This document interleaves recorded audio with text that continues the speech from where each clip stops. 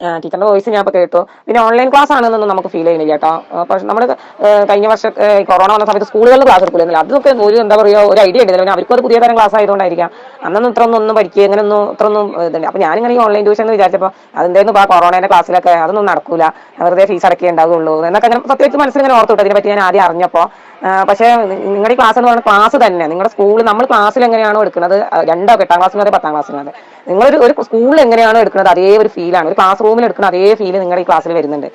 വിശദമായിട്ട് പറഞ്ഞു കൊടുക്കണം. നല്ല നല്ല അധ്യാപകരാണ് എല്ലാവരും. ഞാൻ എല്ലാ ക്ലാസ്സും 2 ആളെ ക്ലാസ്സും നിന്ന് കേൾക്കുന്ന ഒരാളാണ്.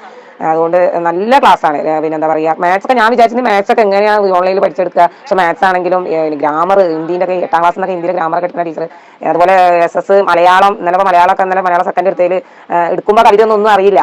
ടീച്ചർ വീണ്ടും ഓൺലൈൻ വായിപ്പിക്കുക. അപ്പോൾ ഈ മറ്റുള്ള കുട്ടികളുടെ മുന്നിലിട്ട് വായിപ്പിക്കുമ്പോൾ വരുമ്പോൾ അപ്പോൾ അവർക്ക് വായിക്കണം, പഠിക്കണം, ടീച്ചർ അത് വായിപ്പിക്കുന്നുള്ള ഒരു ചിന്ത വരിക. അപ്പോൾ അതിലൊക്കെ നല്ല മാറ്റാണ്.